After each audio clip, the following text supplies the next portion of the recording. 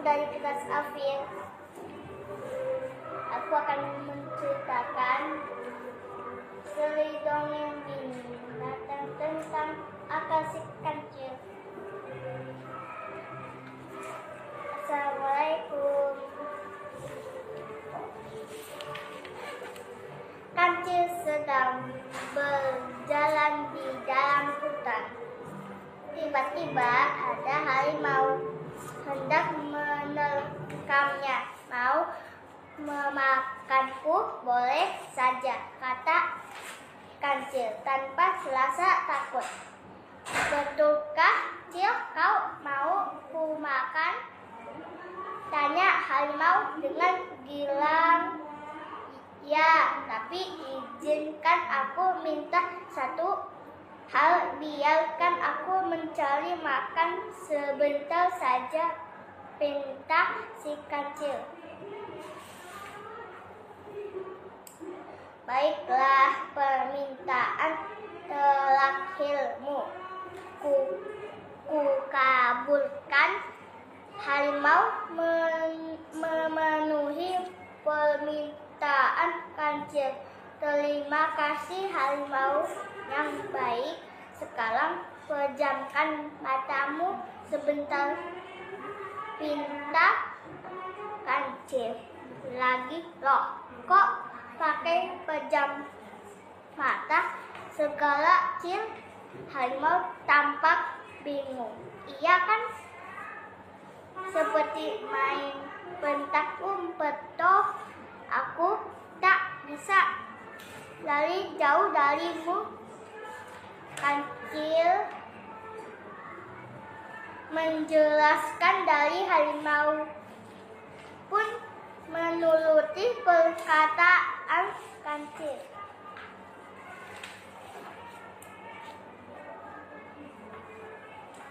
Setelah harimau memejamkan matanya, Kancil berlari sekuat tenaga. Sudah, Cil?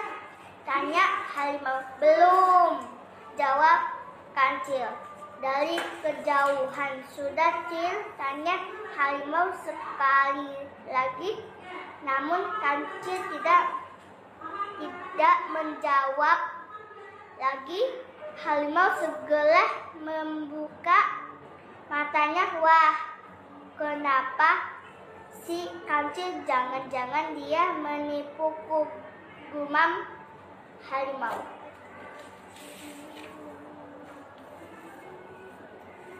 Harimau mencari ke sana kemari, namun tidak juga menemukan Kancil.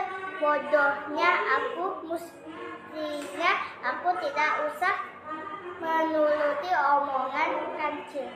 Seharusnya tadi langsung ku makan saja si Kancil. Awas kau, Cil. Harimau tampak geram dan meneruskan pencariannya.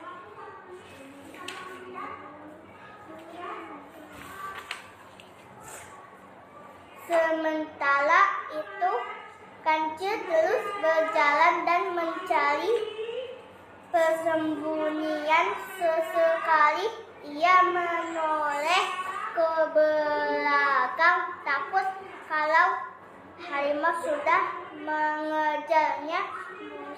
Mudah-mudahan harimau sakit perut, tertusuk duri, atau dimakan setan sehingga tidak bisa mengejarku lagi. Berutu Kancil sambil terus berjalan cepat.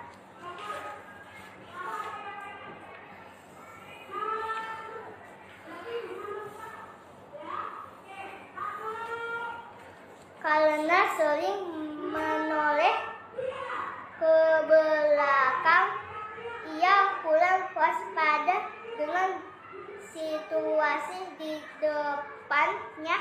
Aduh, hampir saja aku menabrak ular yang sedang tertidur ini.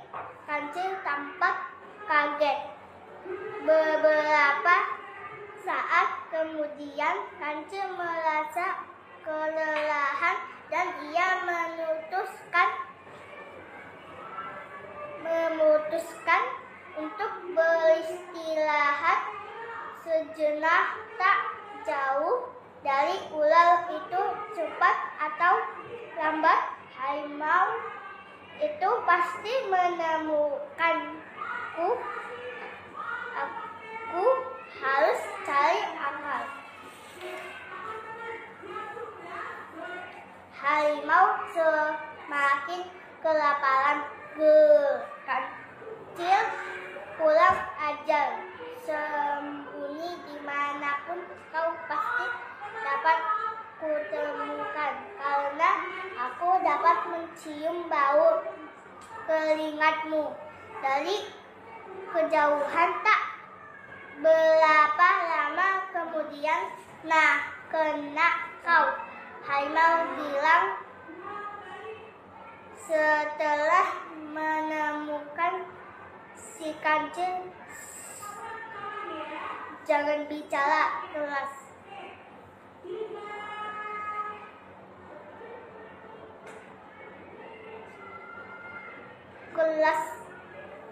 Dan desis si kancil. Ilih, mau apa lagi aku sudah sangat lapar. Kecil harimau sudah tak sabar untuk memangsa kancil.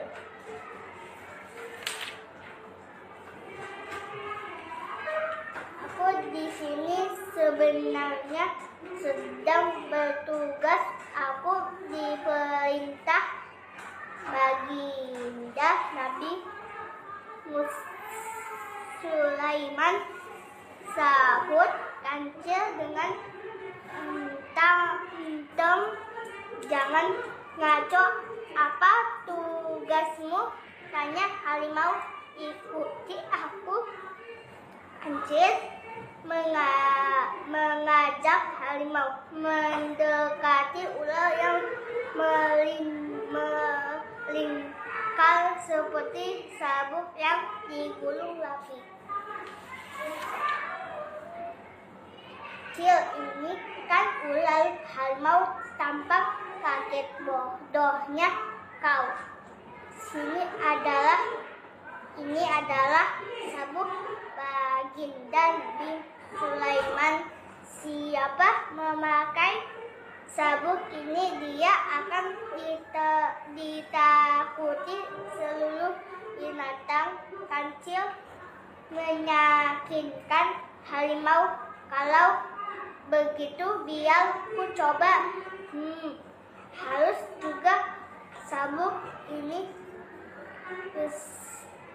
desah harimau sambil menjilat ular yang dianggapnya sabuk itu.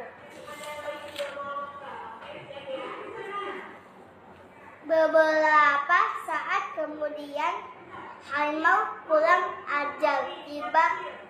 Tiba si ular terbangun dari tidurnya. Beraninya kau ganggu tidurku. Secepat kilat ular besar itu membelit tubuh harimau dan menggigitnya di sana sini. Harimau tak mau kalah, membalas serangan ular dengan mencabik-cabik tubuh ular. Hihihi, Kecil tertawa sambil menyingkir jauh dari tempat itu. Aku tak tahu siapa yang akan menang dan bertahan hidup lebih baik atau segera menyelamatkan diri. Selamat tinggal harimau yang bodoh.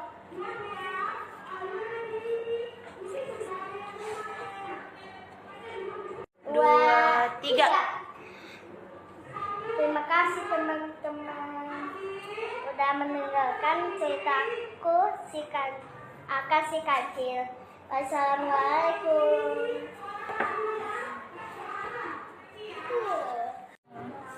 Assalamualaikum. Aku dari kelas Alfil. Hari ini aku akan membaca buku tentang Nabi dan Rasul.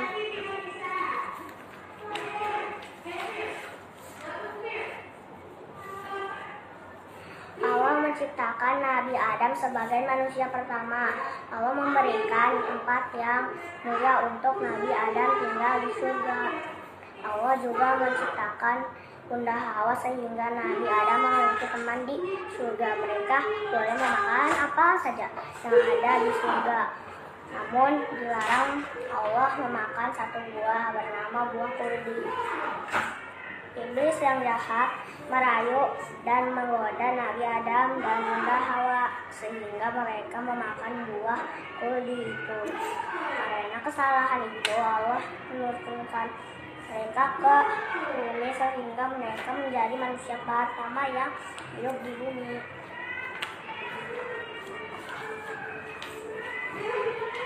Nabi Idris lahir di suatu tempat yang subur dan indah di Mesir. Dia rajin belajar dan pandai membaca. Nabi Idris pandai sekali menghitung dan menguasai ilmu tentang perbintangan, juga dapat berbicara dalam banyak bahasa di dunia. Nabi Idris sangat sabar berdakwah pada kaumnya, namun pengikutnya tetap sedikit. Atas perintah Allah, Nabi Idris dan pengikutnya pindah ke tempat lain di tempat baru yang makmur dan subur. Itu pengikut Nabi Idris bertambah banyak. Mereka selalu mengucap syukur pada Allah. Ketika sudah tua, Nabi Idris didatangi malaikat tempur. Dia kaget dan senang, lalu Nabi Idris diajak berjalan-jalan ke langit. Allah menunjukkan indahnya surga dan buruknya neraka. Nabi Nuh adalah nabi yang sangat sabar dalam berdakwah, namun tetap saja banyak dari mereka yang tidak mau mengikuti dakwah Nabi Nuh. Untuk menyembah Allah, mereka tetap menyembah patung sebagai Tuhan mereka. Atas perintah Allah, Nabi Nuh dan pengikutnya membuat perahu kayu yang besar di atas bukit. Setelah perahu itu jadi, banjir besar dan hujan yang sangat lebat dan datang. Nabi Nuh membawa pengikutnya serta hewan-hewan menaiki kapal itu dalam keadaan panik. Nabi Nuh tetap mengajak kaumnya untuk bertobat, namun mereka tetap saja tidak mau, hingga akhirnya banjir besar menenggelamkan mereka. Setelah banjir surut, kapal Nabi Nuh terdampar di puncak gunung. Mereka bersyukur pada Allah yang telah menyelamatkan mereka. Dengan sabar, Nabi Hud selalu berdakwah untuk kaumnya, yaitu kaum Ad yang terkenal kejam dan selalu berbuat jahat kepada orang miskin. Padahal kaum Ad diberi tanah yang subur, mewah, hewan ternak yang banyak, dan kepandaian membuat benteng yang kokoh. Walaupun diberi banyak nikmat oleh Allah, kaum Ad tetap saja tidak mau mengikuti ajakan Nabi. Untuk menyembah Allah, mereka tetap menyembah patung dan tetap berbuat jahat. Allah pun mendatangkan angin besar dan petir yang dahsyat. Gedung bertingkat roboh, benteng yang kokoh pun hancur, pohon dan ternak mereka pun berterbangan seperti kapas. Nabi Soleh. Allah menurunkan seorang nabi yang sederhana, baik hati, dan sangat cerdas pada kaum Samud. Namanya Nabi Soleh. Namun kaum Samud tidak suka karena sejak kecil Nabi Soleh sangat membenci berhala. Kaum Samud tidak menghiraukan dakwah Nabi Soleh. Mereka malah menantang Nabi Soleh untuk menunjukkan mukjizat Allah. Nabi Soleh pun berdoa kepada Allah. Seekor unta keluar dari batu besar. Unta itu menghasilkan susu yang tidak akan habis. Kaum mengambil susu itu dan menjadi pengikut Nabi Soleh. Pemimpin kaum Samud yang marah membunuh unta itu dan mengancam Nabi Soleh dan pengikutnya sehingga mereka pergi ke tempat lain. Tidak lama setelah itu gunung bergetar dahsyat, tanah bergoyang seperti ombak di laut. Kota tempat tinggal kaum Samud pun hancur berantakan. Di kota Sodom, Nabi Lut dan pengikutnya datang dan berdakwah agar kaum Sodom menyembah banyak kepada Allah. Karena sikap Nabi Lut yang ramah, banyak juga yang memusuhi Nabi Lut karena membenci perilaku kaum Sodom yang ingkar pada Allah. Mereka menyiksa, menghina dan mengusir Nabi Lut dan pengikutnya dari kota mereka.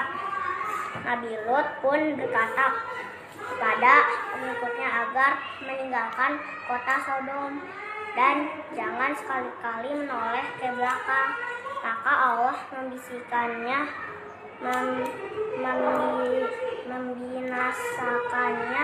membinasakan kaum Sodom dengan suara yang sangat keras serta menjatuhi kota mereka dengan batu-batu besar.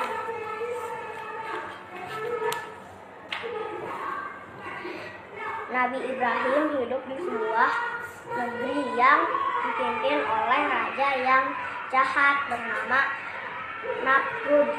Mereka menyembah patung berhala sebagai Tuhan mereka. Suatu ketika Nabi Ibrahim menghancurkan semua berhala dengan kapaknya. Raja Namrud yang sangat marah memerintahkan pasukannya untuk membakar Nabi Ibrahim.